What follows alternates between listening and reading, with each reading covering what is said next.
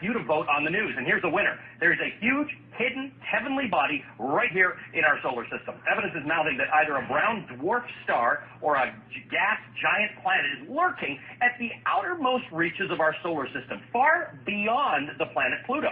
According to the British newspaper The Independent, the object is 4 times the size of Jupiter. Experts say the presence of such a massive object could explain why a barrage of comets has been coming from that direction. We'll post.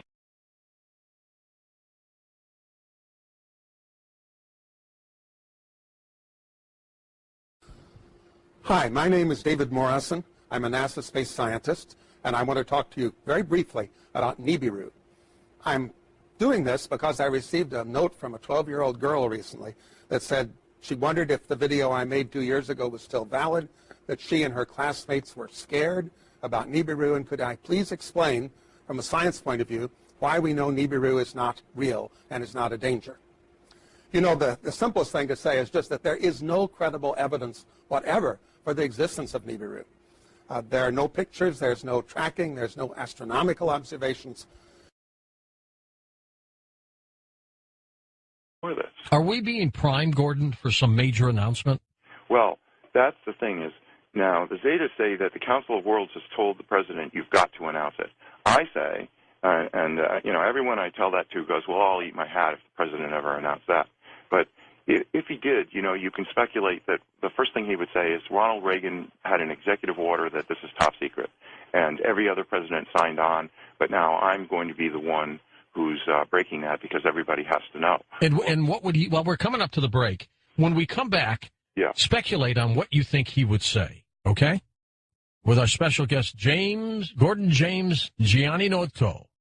And we're talking about Planet X. Now, he has sent us some interesting pictures that you should get up to coasttocoastam.com and just take a look at them and make up your own mind. And I'll be back in a moment on Coast to Coast AM. If you need to email me, that's George at coasttocoastam.com.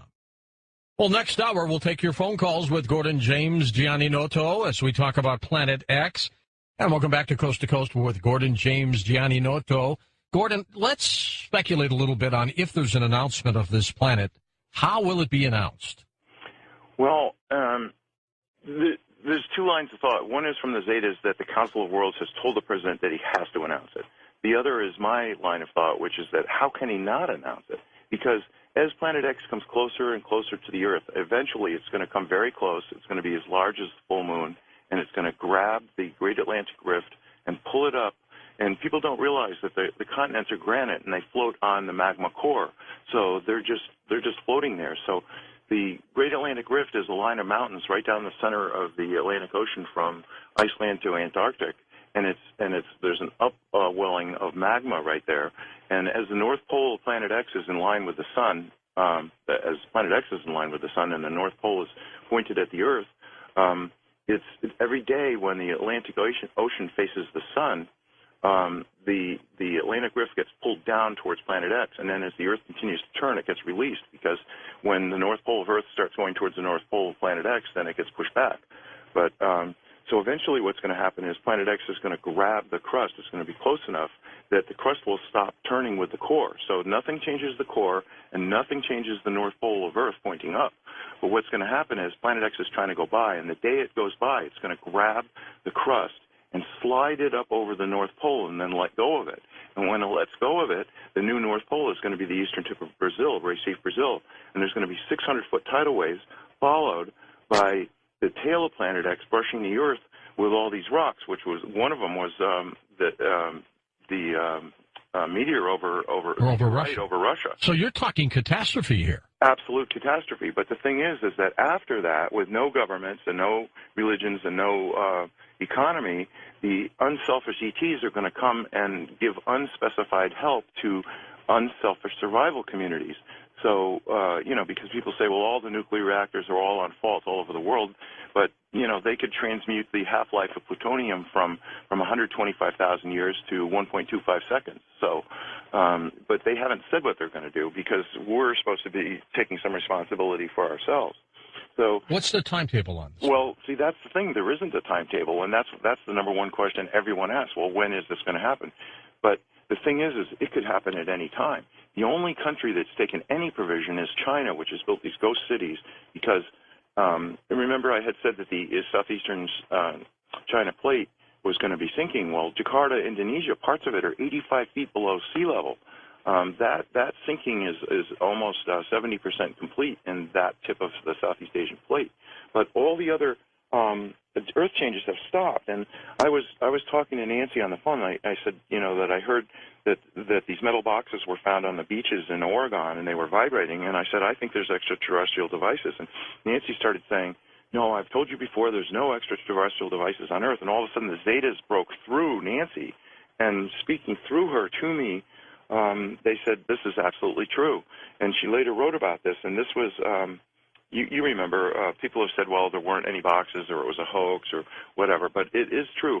On all the faults of the Earth, there are tens of thousands of these boxes vibrating, and what they're doing is instead of letting the movement of the plates, because the roiling of the magma deep in the core of the Earth is causing these quakes and these other shifts. The north end of South America is going to move to the west. The north end of Africa is going to move to the east. The Atlantic is going to get wider. The Pacific is going to get narrower. So there's all these things. And the Zetas had said there was an event calendar, and 7 was preliminary Earth changes, 8 was massive social change, and 9 was worldwide volcanoes, earthquakes, and sinkings. And so anyway, these metal boxes have put that off, and the reason why is because they want to have the massive social change. And you can imagine if the president does announce it, of course there's going to be massive social change. Well, if it's going to happen, will he announce it? To me, it sounds like he's compelled to. Well, that's my thinking, is because when it finally separates from the sun far enough that you can see it with your naked eye. Now, I've said I've gone out, my wife has gone out, I've got hundreds of pictures of 2 suns in the sky that I took myself. Now, if I can do that, then anyone can do that. And, so there it is. There's this bright glowing area. You're not looking at Planet X itself because it's in between the Earth and the sun, so it's like trying to photograph the new moon. You just can't do it. But it's got a 5 million mile long or 10 million mile long, it's really, it's a long tail, twin-stranded, stretching towards the Earth because of static electricity. So Planet X is not going anywhere. It's sitting there. And the clump of 4 planets, the dark twin, Venus, the Earth, and Planet X, are still rotating around the sun, but they're not moving in relation to each other. And the tail is stretched towards the Earth, so that rock that came down over Russia and the other ones that were seen over San Francisco and Cuba and Japan are all from the tail of Planet Rocks, and there's trillions of them. So this is going to be a big disaster. So when the president announces it, and I mean, I'm not sitting in his office privy to whatever they're deciding, but I can tell you this. They really don't want people he's not going to use the word Planet X because that's the term that the Zetas have used and that is on Zeta Talk is Planet X. That's panic time, right? So they don't want people to run to Google, do a search, and go, oh, look, there's a woman in Wisconsin who's been in telepathic contact with extraterrestrials, because that reveals 2 things. We're about to have giant disasters, and second of all, there are extraterrestrials who have been telling the truth since 1995.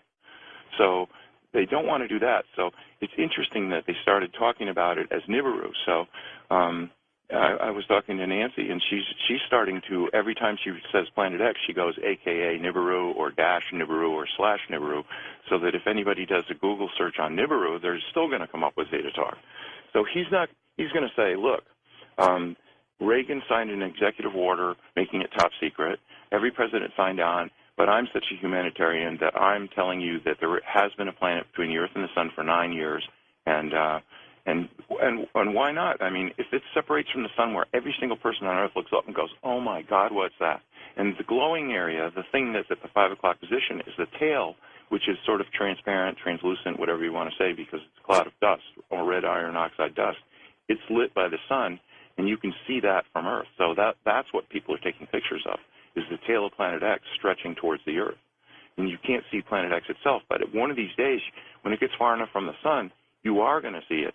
And then at that day, George, don't you think everyone's going to go, the government couldn't tell us there's a planet? Sure, absolutely. No, and they're never going to believe another word the government ever says again for any reason. Not at all. So, all right, 6.8 billion people, Gordon, on the planet. How many people may perish? Probably 60% are going to die exactly at the moment of pole shift. And another 30% are going to die from disease and starvation and shock.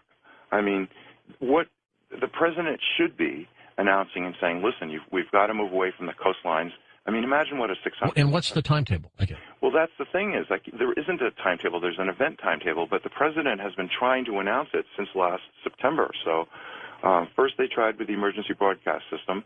That was all screwed up. That didn't work. And then, believe it or not, I mean, you know, you think if you're president, you can just announce whatever the hell you want. And no, you can't, because there are people, the elite and the rich and the powerful, don't want you to stop going to your job. I mean, if they announced the whole truth, do you think anyone would show up for their job? Pilots, policemen, firemen, truck drivers? No, people would want to be with their friends and family. Right, and they'd all head for Wyoming and Montana and places like that, you know, as far away from the coast as they can. The safe havens. Right, and so you can figure out where, now I live on a mountaintop in the middle of the Maine coast because Maine was held down by glaciers, and it's slowly rising, so once the crust comes free of the core, it's just going to pop up another 500 feet. So I'll be doing fine with a 600-foot tidal wave. But Florida, that's actually going to sink. The UK, that's going to sink. Japan is going to sink. So a lot of places, it isn't just a matter of a 600-foot tidal wave. And then, of course, all the ice in the whole world is in the wrong place, so that's going to melt. So the Zetas say the final sea level is going to be 700 feet above present. So the president isn't going to say what's going to happen. He's going to say there's a planet in between the Earth and the Sun, and now this is what I think, and, you know, speculation, because you know, I'm not privy to the script here, but you know, that he would turn it over to NASA, which would say, yes, there's a rogue planet, but we were prohibited by national security, but don't worry about it. Go back to sleep. If anything's going to happen, we'll tell you. And then maybe they turn it over to NOAA, which is saying, well, this huge Earth wobble is what's causing all this weather. They're never going to admit that global warming and climate change were a lie, because can you imagine the lawsuits? It would bring the whole world to a halt, because how many hundreds of billions of dollars have been spent on reducing fossil fuels? And, you know, the thing is Planet X is roiling the magma, so the magma's circulating closer to the bottom of the crust, so the seafloors are warming, and the ice is melting from underneath. But the actual truth is the Arctic just had one of the coldest winters in years, and the amount of ice that formed this winter in the Arctic is unbelievable. Antarctica's been gaining ice. The top of the Himalayas and a lot of these glaciers are gaining ice. So this whole global warming thing, they're never going to use that phrase again. They would rather die than say global warming. So, you know, I don't know how he's going to put it, but my opinion is he's got to announce it. And meanwhile, the government is doing all these strange things, like ordering 1.2 billion rounds of hollow point ammunition. They're going to arm these Social Security employees, and the National Weather Service employees are all going to be packing with hollow point bullets. I mean, come on, who thinks you know, that's normal? What are they expecting? And you know, of course, there's going to be some people who are going to riot and steal and loot and God knows what. Well, things could be out of control. Right, they could be out of control. But yet, if they do announce it, then people will go, well, this is something that we're all facing together. Let's work together to save as many people as possible. But they've got to do it sooner than later. Now, I live on a mountaintop. I heat with wood. I've got an outhouse. I'm ready for no electricity and no fuel. You know, I live in a forest. I've got wood all around me. So, you know, my theory is if you're ready for pole shift today, then you're going to be ready for it whenever else you can. But if you notice, around the world, the economy has not been getting better, regardless of what they're saying. And people are realizing every day that everything they've worked for all their lives is coming to naught. And hopefully people will say, well, really, what is important? And they'll realize, you know, every time you see a disaster, you see people say, well, I lost everything, but, you know, at least we all survived. And, you know, that's what's important. And people are going to start realizing, well, maybe people are more important than possessions. But this earth wobble, I mean, I went out last July to take a picture of the full moon rising over the mountain in Maine where I live.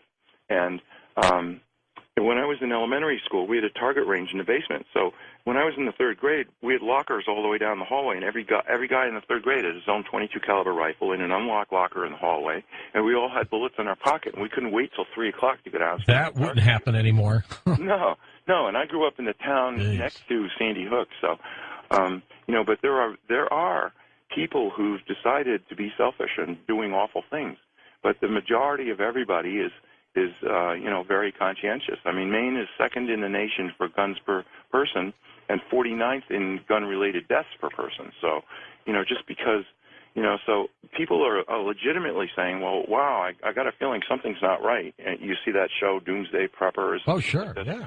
People are like, well, the economy isn't coming back. I mean, I was in Walmart the other day. They had 15 people in a 5-acre store. And I said to the cashier, I said, you can't even be paying your overhead with this. And she goes, oh, no, the economy's going to be coming back. Well, okay, fine. They've been hit hard. That's what you say. But so I was out there taking pictures of the full moon, and I guess probably I learned to have a steady stance with my hands and the camera at an early age. I used to win NRA sharpshooter awards. And that was, starting in the 3rd grade. I mean, so anyway, I shot 2 pictures, and the mosquitoes were biting me like crazy. So I wanted to get a good picture of the full moon, and so I shot a whole series of pictures, and then I ran inside to get out away from the mosquitoes. And when I was playing them back on my computer, I realized that in 2 consecutive pictures, I hadn't moved my hands at all. There's a table up on top of the mountain, and there's the full moon. And in the second picture, the moon is moved to the right, not up. Now, if you think about it, everything, the moon, the stars, the sun, all rise in the east, go up to the midheaven, and then set in the west. And here I got 2 pictures of the moon, and between the 2 pictures, the moon moves sideways. How'd that happen? Well, that was like, I think the ETs, like I said, I've been in contact with ETs my whole life, and I think they guided me to do that because that is one of the most remarkable pictures. Now, I've gone out and watched Sirius rising and Orion rising in the east, and then I go back 20 minutes later, and all of a sudden it's like 45 degrees further south, but it isn't any higher in the sky. Now, why would that be? That's because every single day, Planet X pulls the magnetic bar of the Great Atlantic Rift down towards it, and then as the Earth continues to shift and the Atlantic no longer faces the sun, then the North Pole, which doesn't like the North Pole of Planet X, pushes the North Pole of the Earth back. So you get these wobbles, and what you get is this gigantic loops in the jet stream. So normally the jet stream moves from west to east, but now if you notice these weather maps, and why wouldn't you with all these big storms? So everybody's more interested in the weather than ever because it's really can be life or death. And what you get is these giant arcs of cold air coming down from the Arctic, and 30 miles to the east, you've got this giant arc of tropical air coming up from the Caribbean, and you've got this clash of fronts that makes these gigantic storms. I mean, look at Hurricane Sandy. And, if the government told the truth, they should say nobody should rebuild anywhere. But it's just like Katrina in New Orleans. People are saying, well, we're going to bring it back, and it's going to be so meaningful, and we're going to have Seaside Heights, New Jersey, ready for the tourist season. And, but the truth is nobody should be there now at all because this is right in the danger zone. They should be saying, well, we're going to move anyone that wants to go from the coast. And that's the interesting thing. The Zetas have said even when this is announced, probably only as much as 60%, but no more than that, are going to go, oh, my God, we've got to go to safety. And the rest are going to go, well, I really don't want to change anything, so I'm going to keep going to work. And if a tidal wave washes over me, then that's it. I'll just die. Well, okay, that's what this life is like. You're entitled to be a skeptic. You're entitled to be in denial, and you're entitled to die in it, but there's no reason for you to do that. Hold on for a second, Gordon. We're coming back for phone calls with you next on Coast to Coast AM. Indeed, and we're going to take your phone calls when we come right back on Coast to Coast AM. And welcome back to Coast to Coast. Gordon, are you saying then in our solar system we've got a dark twin to Earth, we've got a burned-out binary star, and we have Planet X? No, the binary star is quite a distance away. That's why it takes 3,657 years for Planet X to return. So it's something we've never seen because it's burned out, but it is a huge body, and that's where it started. And evidently, Planet X has been coming here at least 2 billion years. So, it wasn't that the Anunnaki were always there. They reached a point where they decided they wanted to powder the gold and put it in their atmosphere to keep the planet a little bit warmer. It's got giant hot magma in its core, and it's got water, which has the highest specific heat of any substance in the universe, so it holds heat. It takes longer to heat water than anything in the universe, and water holds heat longer than any. So, but they were getting cold, so that's where the whole quest for gold came from, is from that. And Richard Hoagland has said that, and he's a guest on your show quite often. Quite a bit. he said that Phobos is a spaceship because it's hollowed out and it's got chambers in it because they use ground-penetrating radar. But actually, Phobos is one giant gold nugget, and the Anunnaki, since they came back, have been mining it with robots. Well, that's got to be worth something. Oh my God! So but if anybody thinks I'm making this stuff up, I mean, go do a search in Wyoming.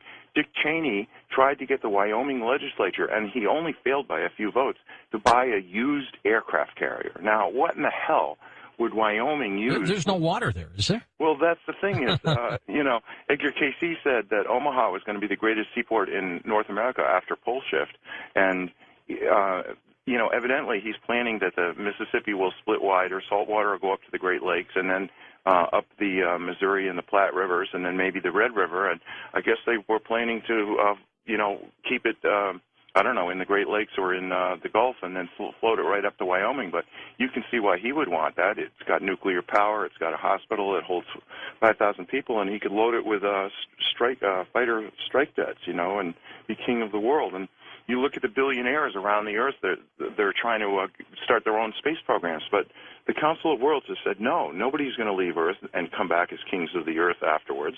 No, they're all going to have to go through it. And whether you're a billionaire or not, you're going to have to roll up your sleeves. So, you've heard of the idea of these deep underground bunkers everybody was going to head to. Yeah. But, how well are they going to survive in 10-plus power earthquakes? So they're not.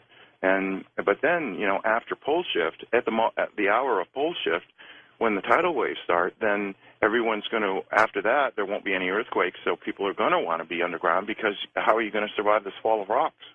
Okay, let's go to the phones. You to vote on the news, and here's the winner. There's a huge, hidden, heavenly body right here in our solar system. Evidence is mounting that either a brown dwarf star or a gas giant planet is lurking at the outermost reaches of our solar system, far beyond the planet Pluto. According to the British newspaper The Independent, the object is 4 times the size of Jupiter. Experts say the presence of such a massive object could explain why a barrage of comets has been coming from that direction. We'll post. Planet X is a very controversial subject, but when we study it, we find that it may hold answers to some of life's most perplexing questions. Everything from evolution to how we came about as a species, to current Earth changes and what might lie ahead for us in the future. My name is Robert Sepper, and this video is my attempt to explain some of these mysteries. To understand everything thoroughly, we must start from our past.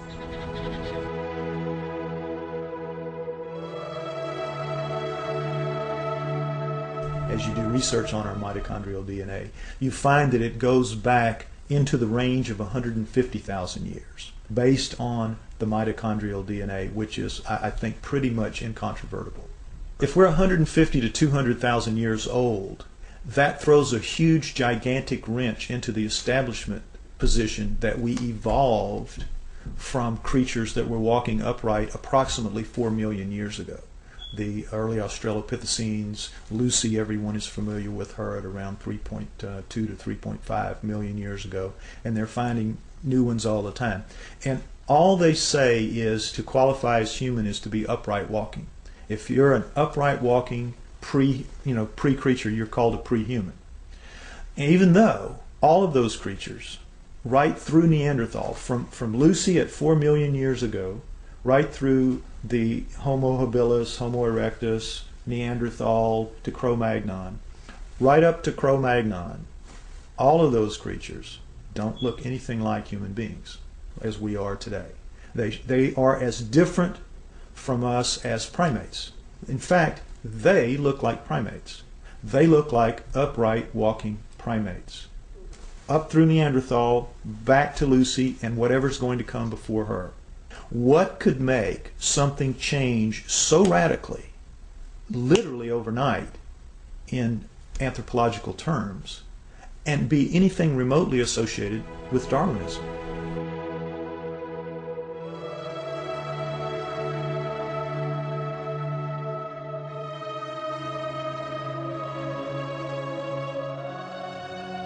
I believe, personally, that the writings of the Sumerians 4,000 years ago, as chronicled by Zecharia Sitchin in his books, The Earth Chronicles, I believe that is the most logical and reasonable explanation that there is for how we came to be. 20 some odd years ago, Zecharia Sitchin wrote The 12th Planet. In The 12th Planet, he describes ancient writings and texts by the Sumerians depicting a 3,600-year orbit of Nibiru. But the Sumerians are rarely spoken about in history books. Who were the Sumerians? And what could an ancient civilization possibly know about how we came to be? We only hear about like the Egyptians or the Mayans or the Incans, Romans, Greeks. The first culture we have on Earth were the Sumerians. And they showed up 6,000 years ago where modern-day Iraq is. It's right between the Tigris and Euphrates rivers. It was then known as Mesopotamia, Babylon, but also Sumeria, where the first culture on Earth stems. And they have left us over 100 of the first for high society to take place. For instance, stemming from Sumeria 6,000 years ago, they were the first ones to invent writing. They had a system of over 400 characters known as cuneiform text, then use a wedge-shaped stylus or an object with a wedge and would twist and turn and make all these characters that came up to about 400 characters, and they had their own complete language like an alphabet that we use today, A through Z, but this stemmed out of Sumeria 6,000 years ago, and all of the first for high society come from them. Time, the calendar, math, schools, courts, judges, systems of law, all of this originated in Sumeria, which was then known as Mesopotamia, Babylon, today's modern-day Iraq. The Sumerians are actually probably the most influential culture of the ancient world. Not the Egyptians, not the Greeks, not the Romans, the Sumerians. The Sumerians invented, for example, the zodiac. All of the symbols that we still have today for the zodiac was created by the Sumerians. They tell an incredible story, the Sumerians do, of the Anunnaki, which is that there is another planet in our solar system, that gods, super beings, live on this planet, that these beings come to Earth. The Sumerians had a pantheon of gods, but it was living gods. They were the Sumerians worshipped living gods who lived and worked and had their lives among them. They were the Anunnaki. Among those Anunnaki, there were 12 leaders, 12 super gods, the bosses, the boss of bosses. Those 12 gods come down and are present in the Egyptian culture, in the Greek culture, and in the Roman culture. They just have different names, but they have basically the same personalities and the same functions. So it isn't that mythology begins with the Egyptians, the Greeks, and the Romans. Mythology begins with the Sumerians. Monotheism didn't kick in until the gods, the multiple gods, actually physically left. When we look at all the stories in the Bible about how God is a feared God, and if you do what God tells you, you are given the reprisal of going to heaven, or if you do wrong, you go to hell, and it's very black and white. But the Sumerians give us a lot more context into that line of thinking and how it came about in their image and after their likeness. The Anunnaki, quoted to the Sumerians, as saying, "We have created you in our image and after our likeness, and we were their slaves," basically, to do as they bid it. Mine the gold, do their daily chores. We were basically their slaves. The leader said, "We'll make you a slave. We'll make you a servant." And that's the reason, the impetus, according again to the Sumerian writings, for the creation of human beings. The story of Noah is a classic that comes right out of the Sumerian texts. The word Eden, the Anunnaki called the land where they lived the Eden. The Adam, they called the worker slave that they created the Adamu, plural. Could the Anunnaki have genetically engineered humans? It sounds incredible until we consider that we ourselves genetically engineer the fruit and vegetables we eat every day. From tomatoes to apples and oranges to cloning Dolly the sheep. If we can genetically manipulate DNA, then who's to say that we weren't created or our DNA wasn't tampered with by another race of beings in the past? Now the question is, were we? Did they? And if we were, there must be some empirical evidence, some clues left behind, besides writing in a text that points to this. If you look at the human genome, you'll see that it looks very much like a primate genome, except the second and third chromosomes are fused into one. So, what does that solve? It gives you all the chromosomal material of the primate, but it's now only taking up the space in the combining process of 46. It is 46 chromosomes with 48 chromosomes of genomic material still in there. Now, how could nature do that? How could nature fuse those two chromosomes together in any length of time? It wouldn't happen. It couldn't happen. That was done. According to Sitchin, We were created genetically by the Anunnaki as a worker, to mine gold for them, to serve them. People out there, even if you're not a scholar, even if you're not anything, if you open your eyes a little bit to this and you start just doing your own research, you're going to find paths there that lead you to some things that are going to awaken new ideas into you. And the next few years, I think we're going to see a watershed of information that is going to absolutely rewrite every book of history. There's evidence left over this entire planet when you start thinking, and you must believe that we are the offspring of these people. If there was a God, the God created those people before they created us. We are here because of an act of divine creation, but they were people just like us, only older, only more technically advanced. We need to rediscover that in ourselves, that we are a great civilization. We came from a great civilization. And I would tell anybody to look, open your eyes and look for it. Don't be blinded to something that's led to nothing but the slaughter of ourselves for thousands of years. And we still are at that point. We're still a warring society. When this documentary or others like it are put out there and enough people will see it, at least that will start a beacon somewhere that will start shining a little bit brighter. And so at some point, we're going to see that we have a different history than what we've been given. The proof's there. Our true history may be indeed very different than what we've been taught through the ages. Whether this data has been withheld or our identities have just been forgotten, it is our responsibility now to rediscover who we are and where we're going.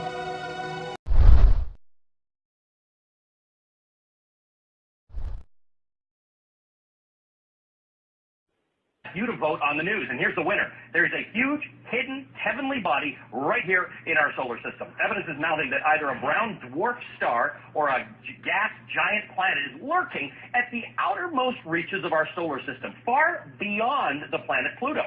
According to the British newspaper The Independent, the object is 4 times the size of Jupiter. Experts say the presence of such a massive object could explain why a barrage of comets has been coming from that direction. We'll post